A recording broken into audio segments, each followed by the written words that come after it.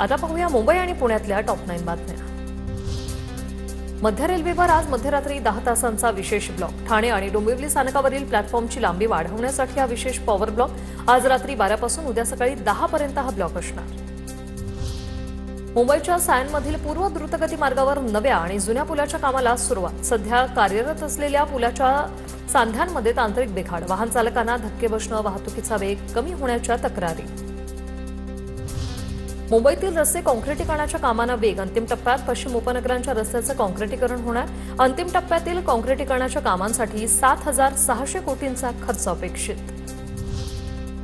मुंबईत उष्णतेचा yellow alert. राज्यात 19 तारखेपर्यंत उष्णतेची लाट। दमटपणामुळे उकाडा अधिक तीव्र जाणवायला सुरुवात। मुंबईचं तापमान 31 ते 35 अंशाच्या दरम्यान राहणार। पुणे शहरातील 216 उद्यानं जास्त वेळ खुली राहणार। महापालिकेच्या उद्यान विभागाकडून उन्हाळ्याच्या पार्श्वभूमीवर शहरातील उद्यानांच्या वेळेत बदल करण्याचा निर्णय।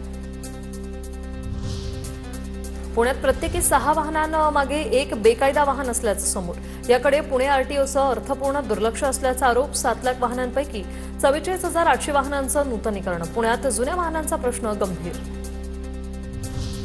पुण्यातील ओव्हरहेड केबल विरोधी कारवाईला ब्रेक। केंद्र सरकारच्या नियमावलीचा आधार घेत महापालिका नवं धोरण तयार करणार। पुणे पिंपरी चिंचवड शहरातील मेट्रो मार्गिकेलगत होणाऱ्या विकास कामांवर निर्बंध।